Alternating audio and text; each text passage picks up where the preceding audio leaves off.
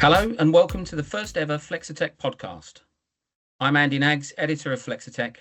Today's podcast is sponsored by the UK Flexographic Industry Association, the trade association for the UK flexographic packaging industry. The FIA represents the entire supply chain from design and printing to retail, waste and recycling. It is a founder of FTA Europe and a member of the Packaging Federation and GPMA, supporting the industry through collaboration, representation and education nationwide. So I'm joined today by three guests who work across sales, account management and technical disciplines in different companies in the flexo and packaging sectors. One of the things they all have in common is this: they're all considerably younger than me. And that's important because our topic today is future flexo stars. It has become a familiar refrain in the print industry that we need to get better at attracting and retaining young talent. Flexo printing is no different to the rest of the print industry in this regard. The industry's workforce is getting older, and as technology continues to advance, the skills needed for flexo printers and converters to flourish are evolving. So today we're joined by three people that can definitely be described as future flexo stars. We will talk about their experiences in the industry, issues of recruitment and skills, and how the flexo sector can make best use of these reserves of fresh talent. So let's meet them. Joining us today are Grace Stenson, account manager at Smurfit Westrock, who is also a participant on the FIA UK's Shadow Board. Hi, Grace. Hi. We have Archie Flatt, apprentice print technician at Edel. Hello, Archie. All right. And Lewis Minnis, who is a technical sales manager at Mark Andy UK. Hello, Lewis. Hello, Andy. So thanks to all three of you for joining us. Let's begin by finding out a little bit more about each of you. So, Grace, please tell us about yourself and how you came to be in the industry. Of course. So, hi, I'm Grace. I'm an account manager at Smurfit. I've been working for Smurfit for 6.5 years now, which is crazy. I joined as an apprentice. I was the first sales apprentice that Smurfit took on. They launched an academy scheme where they wanted to not just bring apprentices on, but take them through all types of training, which links onto my relationship with FIA, which I'll go on to. I look after a portfolio of 25 customers, all in the FMCG sector. So very fast-paced, busy. And I actually came into the industry through my dad, who also has always worked in the packaging industry. And he works for the same company, and he pointed out a role which I wasn't initially overly fussed about. And I had a few different things on the go where I was kind of looking at. And I ended up going for the interview. It was originally for an operational role because I ended up saying I think I'd be better suited in sales, although I wanted to spend a lot of time on the shop floor to understand from a technical perspective what we're actually selling. So they changed it and amended it, and that's when, I started. Okay, great stuff. Archie, let's bring you in. Tell us about yourself and how you came to be in the industry. Yeah, so my name's Archie Flatt. I am doing an apprenticeship at Edel in flexographic printing. Pretty much what I do day to day is run customer demos and trials. So where we manufacture presses and we're selling to customers all over the world, they'll want to come in and see how the press runs, and if they want to do a trial as well, maybe one of their own existing jobs. I basically handle all that, learning from someone who's incredibly well versed in the industry. So hopefully I can take as much knowledge from him before he retires, and hopefully be as good, if not better. But how I came into the industry was a bit of a pot of luck, really, because I was in college and I wasn't really enjoying what I was doing. I was doing business, criminology, sociology, and it just wasn't really working the classroom setting of being talked at for hours and having to write down notes. So I eventually dropped out of college, and there was a bit of time where I wasn't really doing anything. And then just by chance, the job came up for Edel, and it was in an industry I didn't really know about, and it was intriguing to say the least. I saw it and I thought that looks interesting, so I applied for the job, got an interview the week later, and was part of EDEL a week after that. So yeah, I've been working at EDEL for a year and a half now, almost 2 years, and just really enjoying it. Okay, nice one. And Lewis?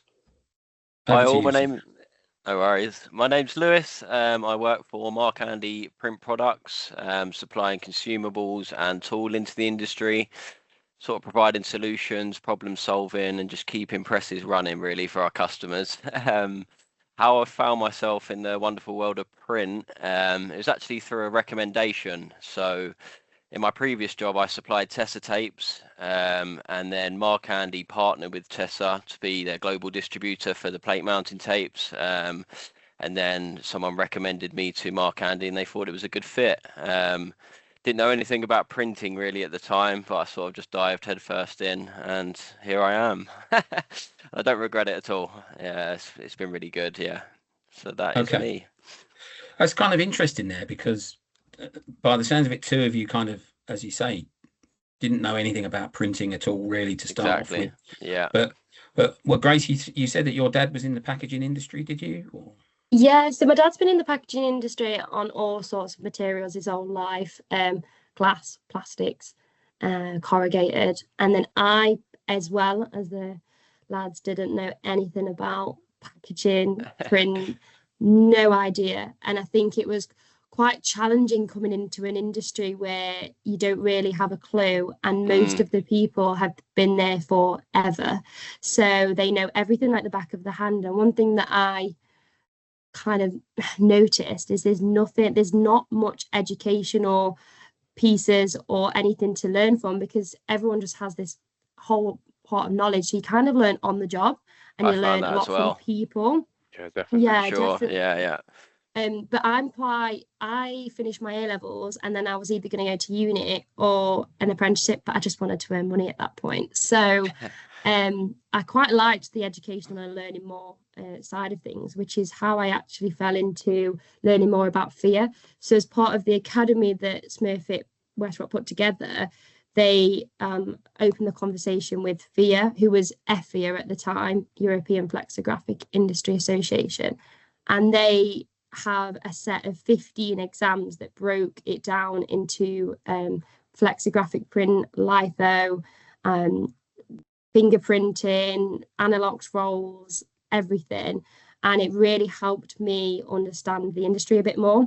And to my advantage, it was lockdown at the time. So I joined in September 2019, and then 6 months later, we hit a global lockdown. So it was really like a great chance for me to learn more about the industry through that academy and through the FIA, really. Can any of you kind of remember what your impressions were of printing and of print, just as a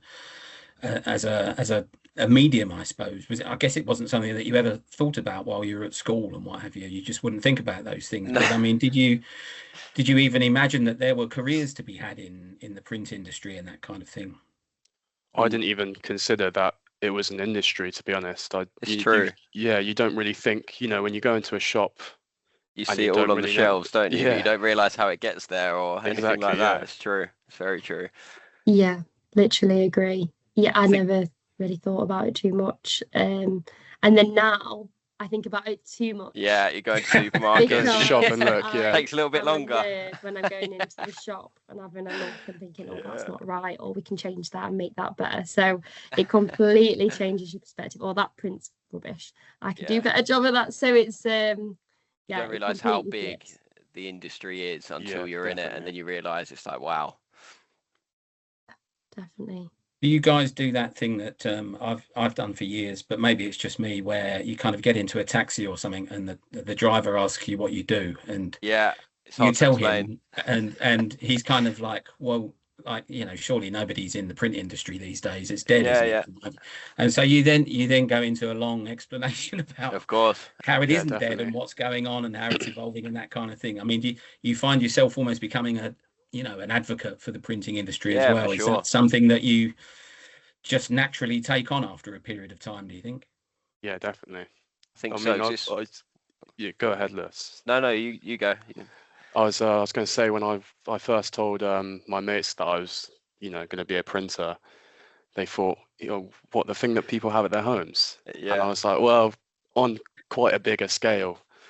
But yeah, people just don't consider that you've got these massive presses and a massive industry that's, the sole distributor of everything you see in shops and stuff like that. So yeah, it's definitely not a thing that people consider straight away when you say you're a printer. Yeah, for sure. Did it surprise you, Grace, given that your dad had worked in packaging before, that you might have known a little bit about what was going on, I suppose?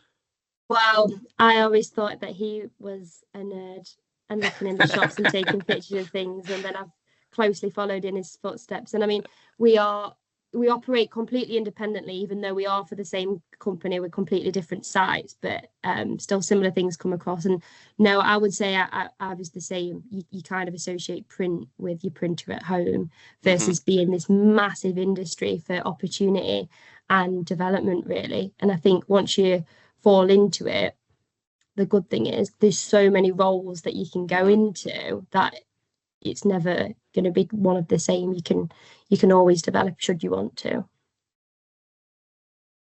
Okay. So what are your thoughts on the topic of training? What are your experiences with the training that you've had, and your thoughts on how effective that has been, how it could be better? So for me, training that I've had, I did a level 3 sales alongside the FIA exams, and from a technical perspective of learning more about print, the FIA side was really amazing, but there was improvements to be made in terms of making things a little bit more quicker, making things a bit more up to date. I did this back in 2020, and from that point, they've now actually, as of the start of February, relaunching a new one that's got AI and all up to date. Cool. So I'll really be pushing that for people because it really helped me. And one thing I will acknowledge is it does take time, but there might be certain modules that will be better for people than others and more relevant, should I say. So I find that really useful. And I think doing the exams is one thing, but then I actually was awarded Student of the Year from doing the exams and the marks that you get, etc. And from that, then they asked me to judge the FIA awards for the following year in 2021, which then you're actually practically doing something too. So you're using that, you're not just got a certificate that says you've won something, you've then putting it into action and working alongside some really experienced people. And then from 2021, judged the awards, went to the awards, and then after that it was FIA acknowledged that there isn't that much out in the industry, so that's when they launched the shadow board, which was young, like 5-6 young professionals, and they got together and kind of, when we start talking about the retain and attract side, that'll maybe fall into that bit, but yeah, I found that really useful for me personally, and being able to apply that then to when I go and see my customers, and also explaining things to my customers. I can do shop floor tours the same as any of the operational staff now because I know what we run, I know how it works, and that is quite a confident thing to be able to say. And I always think that if you're selling something, you need to know what you're selling. So if you know what you're talking about, it always gives them confidence. So that's always how that's helped me. I guess, Archie, with the apprenticeship you're doing as well, and it's quite technical, there's much more of a kind of structure to the training and activities that you're doing. Would that be the case? Not necessarily. I'm quite lucky in the fact that in my apprenticeship I don't have to go to a college. It's all in-house. So I get to just work as if I wasn't in an apprenticeship from day to day, just hands-on learning and learning by actually doing. And then I have essays that I have to complete once a month on certain topics, and that's pretty much the theory side of it. And then I'll have exams at some point in the summer. But the good thing is I'm just learning day to day. How do you find all the kind of classroom stuff? having left school and what have you behind? Yeah, it does feel like you're back at school, but when now in something that I actually am really interested in and actually somewhat love, it's different. It's a whole different thing because you're actually eager to learn it, and you wake up and you think, right, I'm ready to learn that today, and you're actually excited about it. So it's like an endless loop of being excited, so you learn more, and then because you've learned more, you're more excited to learn even more. So it's a really fun, endless loop of learning. Sounds good. Lewis, Yeah. I imagine your entire life is an endless, exciting loop of learning as well. Of course. No, just like what Grace touched on, really, there's not really any textbooks or anything to learn from sort of on paper. So it's all hands-on. And Mark Andy done a fantastic job with me because I obviously was new to the industry, didn't know too much. So they were bringing me into our customers, seeing jobs on the press, learning how our press operates, and then the products that I'm selling. Obviously, like Grace said, you need to know the products that you're selling to give the customers a bit of satisfaction. So yeah, for example, for the tapes, I went out to the Tessa H quarters in Hamburg for some in-depth training on all things splicing, mounting, and how the adhesives are made, really, which was fantastic. And then another example, we partnered with Wink to supply flexible dies into the UK. So I went out to the Wink headquarters in Germany, went through how the dies are made, how the products are tested, and yeah, it really helped me grow my understanding, just seeing it hands-on and being there, really. And I think for anyone listening and who's new to the industry, don't be afraid to ask why or how. I think when you're in customers, sometimes you might feel a bit afraid to ask why, but I think being curious, you learn a lot from it, and I think the customer respects that as well. Definitely, yeah. Okay. And do the three of you kind of see, you've been in the industry for X number of years now, you've progressed to a certain level. Do you see kind of a training pathway ahead of you that will take you on to the next things that you want to achieve, the next levels that you want to get to? Grace, any thoughts on that? Oh, I think, do you know what it is? From my perspective, I think once you've got the foundation of learning things, it's constantly developing. So machines are constantly changing, technology is constantly changing. And what I would say about the positive about an apprenticeship and being in this role is even when you're learning, you then apply it. So in school, college, you might learn all these things, but never apply it or never do anything with it. Whereas when you're practically doing something, it sticks better. So I think from a long-term perspective, I'm constantly wanting to develop. So I did all of the exams, did my qualification, and then being through FIA, I learned about the packaging degree in Sheffield Hallam. So January 2025, they're the only university in the UK that do anything packaging related and do a packaging degree. Wow. So in Jan 2025, I started, and I'm a year in doing that alongside my work. So Smurfit's been extremely helpful in developing me. And I'm a really strong believer that in order to retain people, you need to give them opportunities to develop in-house, or people will look elsewhere because there are so many opportunities and people are not afraid as much to move and to change in our generation because there's so many opportunities and so many things out there. So I think you have to kind of support people in developing, otherwise they might not, stay or retain.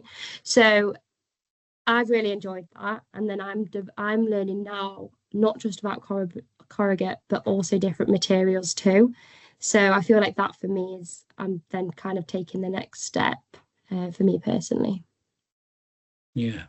Archie, you were nodding quite a lot during what Grace was talking about there. Does that ring true with you? Do you see those opportunities? Yeah, I mean, I completely agree. When I joined Edel, what was really good and what was really helpful in, me wanting to stay where I was the fact that despite doing an apprenticeship in being a flexographic printer, they said that's not where you have to end up, so to say. You could you could go into sales and you could go and become a sales manager, or you can climb and become, you know, MD. You can go in any direction, and it's another advantage of being so young, because you know, you've got 20, 30, 40 years maybe ahead of you. You've got so much time to grow that you can kind of take any path that you want to, really, if you put your mind to it. So that's a really good thing of being able to keep you motivated. Well, in that regard, I mean, I used to work in a bank when I was your age, Archie, so anything can happen. Exactly. Okay, Lewis, anything else to add in terms of training and what have you? No, I think they touched on it all, really. Yeah, all good. Okay, so I mean, Grace, obviously you mentioned a little bit about retention, and we'll come to that, but before we do that, let's talk about recruitment and attracting young people like yourselves into the industry. Been a lot of talk about it in the industry for many years now, really. I'm not sure that it's ever got much better, but between the three of you, I mean, what are your thoughts on how the industry can do a better job of promoting itself to young people coming out of schools and colleges? Yeah, making itself an attractive proposition, a career proposition, when, you know, a lot of kids just wouldn't even think about it. Big question. I don't know who wants to go first. Yeah, I think it's the $1 million question, really, isn't it, for the industry?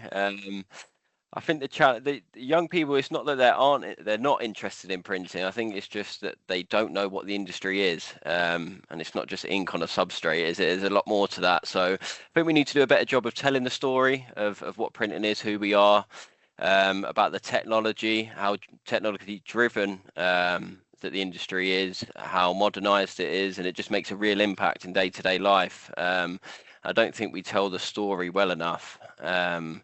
And I think Grace touched on apprenticeships. I think partnerships with schools would make a good impact, colleges. And in today's day and age, social media, it's in front of everyone's faces. And I think maybe our industry doesn't promote it, not to the customer, but to people trying to get into the industry enough. So I think that's where we should go, really.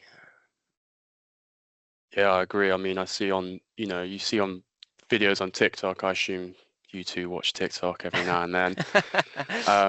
But I've had it before where I've been watching a video that's 4 minutes long on something that has no meaning to me whatsoever. Yeah, for sure. But you're just so interested in it just because it's there on social media. So if we had the same sort of videos that were getting put up there, bound to get people that would just sit and watch, even if it doesn't really apply to them in any way. They'll find it interesting, and out of those people, maybe one or two, I think I might want a career in this. So it's just promoting it better, I think. Yeah, echo both of your points. From my perspective, I think it's similar. It needs to start earlier. The education piece needs to start earlier, and I don't mean just secondary school, primary school as well, because if it's very telling that the three of us didn't know anything about it. And for sure, being on the shadow board, we've spoke about this conversation a lot, because it's something that we've been targeted to look at, is the retain and the attract element. Now, when we've hosted next gen young networking days, we've done quizzes and asked questions in Kahoots, which you probably remember from school, where it's a bit more fun and engaging, but asking, okay, when did you find out about the packaging industry? Did you fall into the packaging industry? And everyone does. Did you actively look for a path down that road or not? Or have you just fell into it? And everyone in the rooms just fell into it. And it's because they've just so happened to find out about it from someone or from something, but it's not clear. And I think it's always, we've done 2 of them. So we're probably out of about 100 people that said the same thing. And I know there's more, because when you start having conversations, everyone's the same. And I think if you start doing something in school, it's starting to get that kind of thought process a bit earlier. And there's so many people that's coming out of school, or now looking at the apprenticeship route versus university.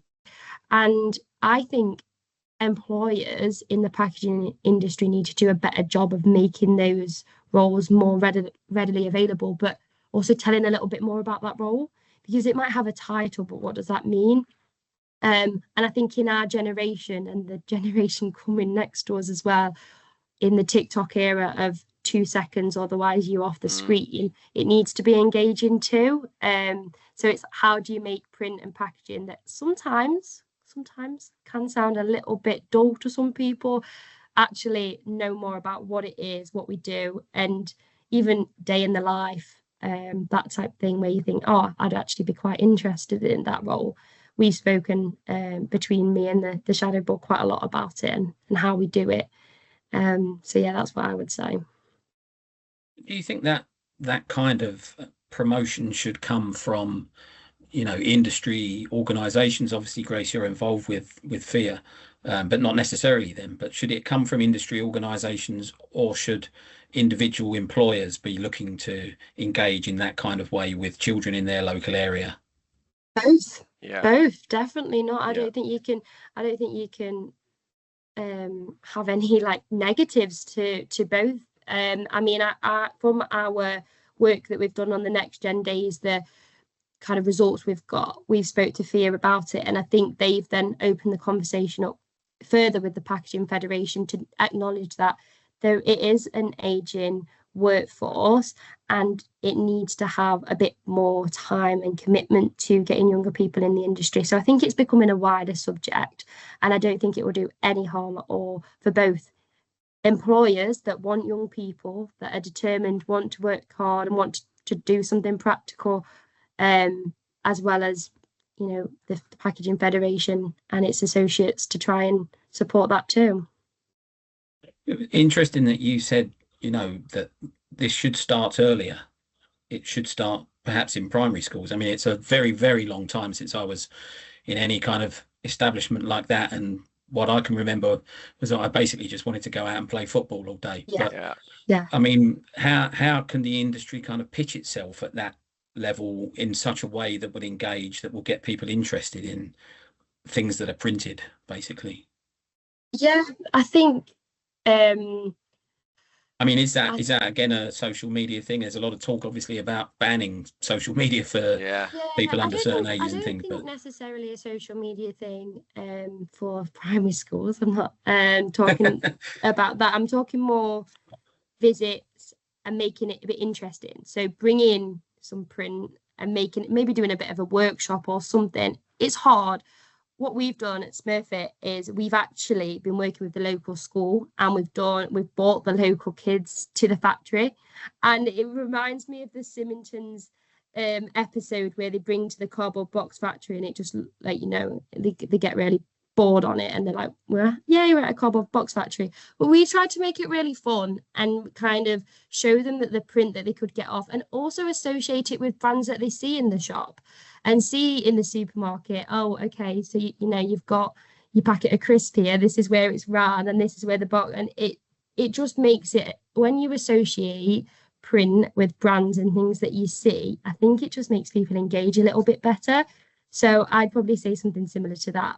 I understand people can't always bring kids to site from a health and safety perspective, but it's about the awareness of there are job opportunities, and even if they remember one thing, or one of those kids remembers something from doing something young, and I'm not just saying do that, I'm just saying start young, I think would be a good idea. And then opportunities, apprenticeships, workshops, when people are leaving school not really sure what they want to do, and then actually offering, do you want to come for half a day, do you want to see what we do you want to meet the team, making it a little bit more inviting, I would say. Yeah. So Archie and Lewis, I mean, have there been initiatives like that at the companies that you've worked for or working for now that have been seeking to engage young people in those kind of ways that you can tell us about? For me, not that I know of, no. I think we've been in Macclesfield, our head office in the UK, Macclesfield, for about 33 years. And I think people drive past and just don't understand what we do or who we are.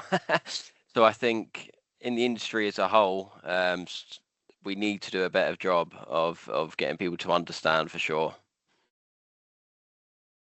Yeah, we've had a few people come in for work experience who are still at school, but even then it's almost like you kind of get the sense from them that they're only really here because they've been asked to, and you kind of want to create a place where these younger people are coming into because they're actually genuinely excited to be there and excited about the industry. So it's just about working out what that is that will get people excited to actually be in these places and then eventually go into a career in the industry. Yeah. Okay, so if we move the conversation along, we've managed to get some young people to join companies in the industry, like you guys, obviously. So we get onto the subject of retention, which Grace has touched on already. So what are the keys to this? And is a big part of it feeling kind of valued and that you're able to influence change within your organizations, that you've got a voice?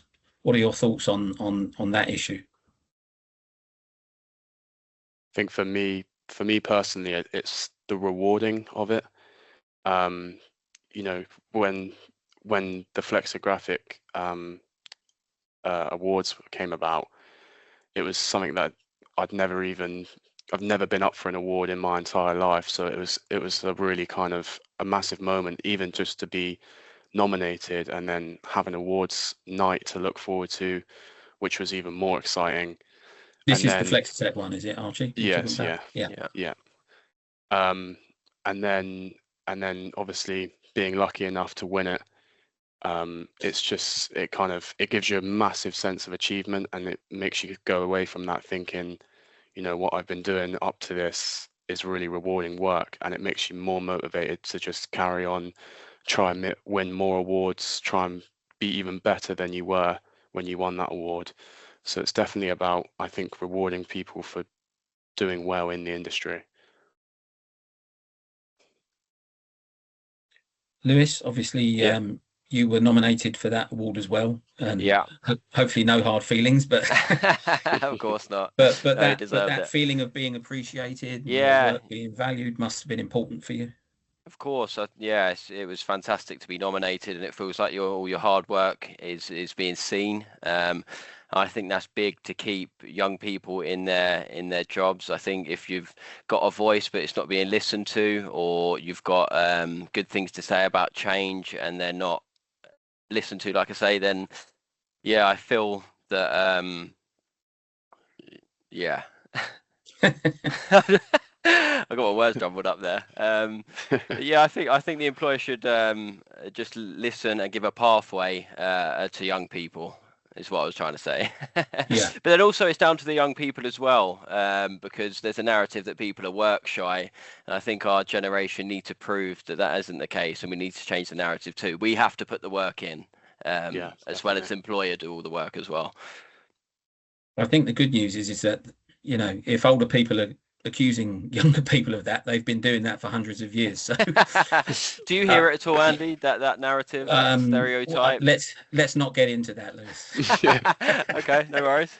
but it was, you know, it was said about my generation when we were 20 years old as well. Right, okay. You know, yeah. It's been said forever, you know. So you know, if anybody says that to you, their generation was accused of that in their day as well. So that's just the basic truth of it.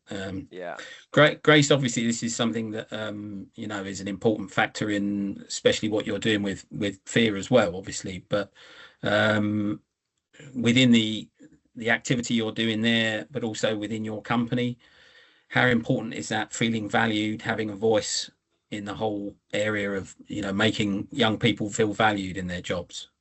Oh, it's the most important thing, I would argue, especially as a young individual coming through. If you feel valued and part of the team, and as Archie said, winning awards is a sense of achievement, but also shows that you're making a difference and your voice is being heard and being actioned. Now, a lot of people in the industry don't also like change. So sometimes bringing new ideas in can be a little bit of a matter of, okay, well, we've always done it this way, and we've heard that a lot. But bringing our generation and new generations in is there for new thoughts, new ideas, and driving change. And questioning it, well, why have we done it always this way? So no, agree completely. Sense of value is the most important thing. Is there anything you can tell us about the upcoming events with the Shadow Board and the next gen stuff that touches on that kind of thing? Yeah, so I'll talk to you a little bit more about the last 2 events that we've done, because as of this year, we are actually meeting in February to discuss our plan for this year. So the last 2 events that we've done have been focused around retaining people in the industry. I think we've focused on that first, because attracting people is a whole different ball game, because where do you start and who wants to come? And we focused mostly on FIA members initially for the first get together. And we just did kind of a few games to understand where people are, but we also try and open that not just to one sector like sales, operations, HR, recruitment, mixture, so we get a really fair overview of where people are. And one thing that we found was quite interesting is a lot of people, when we did a question on what is considered the most valuable in your opinion, is it salary, is it workplace environment, is it growth opportunities, and a few others. And I kind of expected salary to be higher because it is important, but I think growth and development opportunities came out on top as the top one. And I think it's just because people will only really go for something if they can see like a clear progression. So that was quite interesting, actually, that was the case. So like I touched on earlier, I think my big thing is, in order to keep people happy, you have to give them you can't hold tight onto someone. You have to give them a clear progression and pathway. Yeah. And then the future events, we've got a few new people on the board. So we've got a few new ideas of how we're going to do the events. We want to do a bigger and better one. But as always, when you're working full time, it is time. And organising events does take time. So it's trying to balance that and doing a big event as well. Okay. I hesitate to ask Lewis and Archie whether they agree with the salary not being the most important aspect to it. But if you want to say anything in that regard, it's up to you. But who knows whether your boss will see this. I'm not sure. No, I think as a career, at the start of your careers as young people, I don't think salary is the most important at all, because if you've got a career path that you're working to, then of course you'll get there one day, but you need to start from somewhere. So I think advice for young people is, of course, it's important to live, obviously money wise, but if you're working for a career, then you'll see the fruits of labor if you put in the work, for sure.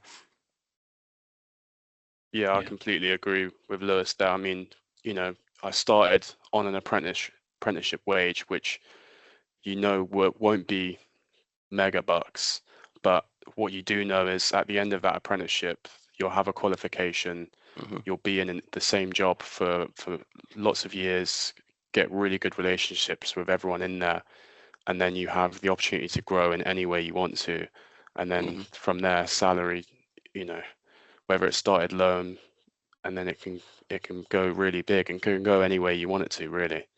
That's what's important. Okay, so if we move on to the issue of skills, really, and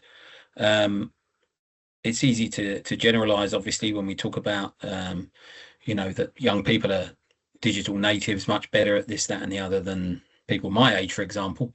What are your thoughts on the kind of skills and the perspectives and maybe the mindsets that your generation can bring to your organizations and to the industry that is perhaps different to the previous generations, and certainly different to my one anyway? I think as you said, Andy, I think our generation, we've grown up with technology, so we're comfortable with things like digital tools, data, automation, all that kind of things. I think young people are often to question why, and I think that's a good tool to have for someone. I don't think when you ask questions, it's about curiosity and expanding your knowledge. I think we're used to constant change as well as youth. So adapting to new processes and technologies feels quite natural. So I think that's a good tool for any company to have. Yeah. Anybody else got any thoughts on that one? I think the sense that we are the future of the industry will kind of put us in the mindset that we need to bring those ideas to keep this industry going and even growing to be a bigger industry and a better industry. So yeah, to know that we're the future and we're the next generation of this will give us a different mindset and a more modern mindset of trying to make the industry grow. And I would say it's just the next perspective, isn't it? So you've got another pair of eyes. There's never been in this place before, asking questions. As Lewis said, the curiosity element, where saying, okay, well, what about if we do it this way? And just showing some creativity. And yeah, I would say the same thing of we're open to technology, automation. I mean, internally, I help my team on our CRM and going through that, and they ring often to kind of check things, and I'm happy to assist them on that because they'll help me, with other things, and if I can help them, then it's not a problem for me. It comes quite natural. So yeah, it's helping and bringing a new set of eyes. I think especially when you have a sorry, Andy. No, you go, Archie. I think when you have a blank sheet as well, you can kind of pluck the ideas from so many different people, and you can think you might have 3 different ways that people do the same thing, and then you can kind of think, well, I think that's the best way of doing it, and then you can pull all these different ways of how people do things and the best way to do it onto a blank page because you have no prior knowledge, you have no prior opinion on how it should be done. So I think the younger generation can find the best ways of doing things from so many different ways. Do you think there will be any kind of impact in terms of mindset from COVID for people in your generation and perhaps a bit younger? I know, Grace, you said you were working before COVID happened, but I don't know about the other guys, whether you were still in school, college, what have you, when that all happened. But will that have an impact in some way on how people view their working lives, their lives going forward? I think the world changed to hybrid working, working from home, being remote, being away from meeting people, seeing people. And I think not everyone has turned back to the way we were before. And there's some advantages and disadvantages to that. I think the advantages are that if you need a quick phone call or a Teams call, you can save hours traveling and you can have those answers ready and still get a very good meeting out of it. But I think disadvantages are the personalization element and the personable element of meeting people, seeing people face to face, going to have a cup of tea, have a chat, have a catch up. And I think there's such value to that, especially for my role in sales. A lot of people starting to get a little bit more how it was, but a lot of people had hot desks, so they weren't in the office anymore. And people have also got used to the way of working at home. So they finish maybe a little bit earlier. They don't have an hour commute there and back. So then they've got extra time to pick up the kids or pick up the dog or anything. And it's gave a different perspective. And I think it also could potentially affect young people coming into the industry, because there was quite a few years, depending on new younger people coming in, where they were at home. They weren't in that classroom environment. They weren't socializing. So that could potentially have an effect. But I probably haven't seen that too much yet from the school element. But the rest I've seen quite clear that it's definitely post-COVID had a change. Yeah. Lewis, any thoughts on that? Just mirror what Grace said, really. Yeah. She touched base with everything. Yeah. Okay, so we're moving towards the end. A couple more questions to get you to talk about. One of which was on the list that I gave you before, and the other one isn't. So sorry to spring that one in. It's not too bad, don't worry. But What is it that you say that you love about your jobs or your organization or working in this industry? If you were to pick one or two things, your favorite things, what would they be? For me, being sales, being out on the road, meeting new customers, seeing different operations and challenges, sort of no 2 days are the same, and that's what I really enjoy. I don't think sales in this industry, it isn't just about the numbers and machines that you sell. It's also about the relationships, and the trust and understanding between you and the customer. I feel is quite key. So that's what I really enjoy. And also events, so like the FlexoTech Awards, Andy, really good events. Brilliant night as always, great food, great people. Yeah, and also my organisation, Mark Andy, they've been fantastic. Everyone behind the scenes, all my colleagues. I feel backed up, and I'm not just sort of getting sent out on my own to go and win new business or whatever. I feel appreciated. I feel supported. So, yeah, I'm really happy where I am at the moment. Good stuff. Archie? Yeah. Oh, sorry. No, go on, Archie. Grace, you can go first if you'd like. Okay, no, I'd say for me, I love the people element too. So I have a wide portfolio of customers that I go see regularly, and that is my favorite part of the job, is the relationships element, and building that and delivering on their expectations, and also they bring a goal and something they want to achieve, and that I help them achieve that, and that brings me a sense of achievement and happiness because I've helped them do what they need to do. Work with some really, really interesting brands that I use on a day-to-day basis anyway. So it's really quite cool developing their packaging in a creative, innovative way that's different to what they've currently got. And a lot of the time you see it before it lands on the shelf, which is really quite exciting because it's you've helped deliver that. And then the second part is, I would say, I've obviously been with Smurfit Westrock for 6.5 years now, which is a long time. I started when I was 18, and they've helped me develop over time with training courses. I've been to Amsterdam to their head office doing communication courses and learning and listening, as well as the technical side of development. And then, yeah, the team really has been great. So that's what I love. Have you been to the FlexoTech Awards yet, Grace? I have, yeah. I went 2023.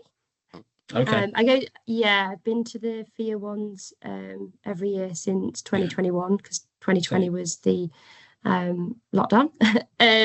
That was presented digitally, but yeah, I've only been once to the FlexoTech, I believe. So you've experienced the good food and wine and booze that Lewis was talking about anyway.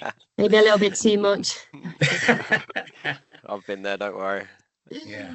Yeah, I went on the VR. I remember the VR. Oh, cool. That you had a few years ago.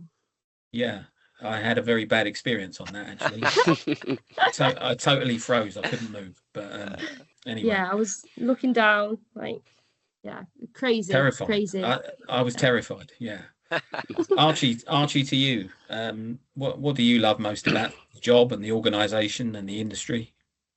Inclusivity, I would say. The fact that straight away from when I joined, everyone in my company was eager to teach me everything they knew. No stupid questions, and no one would be too busy to help me. And it was just a really great thing to be able to talk to people and say, oh, why are you doing that? How does that work? And people would take the time to stop and talk to you, even in different companies as well across the whole industry. I was at Label Expo, and we were kindly enough shadowed completely by Mark Andy with their massive stand, and the curiosity took over, and I went over to Mark Andy's stand to look at it because it was very impressive, and straight away I was greeted and shown around, and despite on paper being competitors, there was straight away just the politeness and yeah, it's just a really great thing to see. Brilliant. Okay. So one last question. One last question, and it's an impossible question probably, because Oh, good. I wouldn't have known what the answer to this was if somebody had asked me when I was your age. But 10 years time, where do you want to be? What do you want to be doing? That's the big question. Yeah, it's a big question. I think just driving the industry. I think still, because I love the industry, I think I found my calling. I think I would like to still be in the industry at some sort. I enjoy working with customers, so yeah, I don't really know, to be honest. It is a good question. It's something that I've not thought of, and you probably should have sent me an email before so I could plan for it.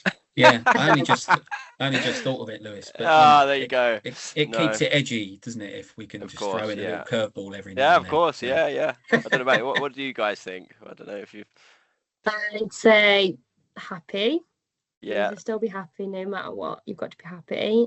Driving change, and yeah, just somewhere that I can feel like I'm still probably developing and happy and making a difference, and definitely with people, because I think that's my calling, is being with people.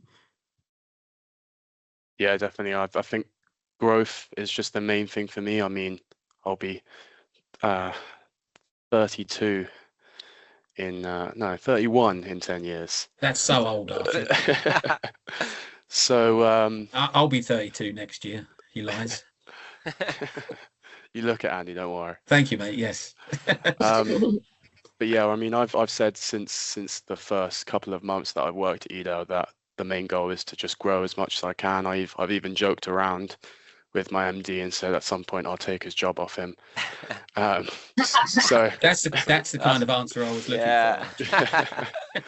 So that's just the main thing. It's just growing and just being as good and as knowledgeable in the industry as possible.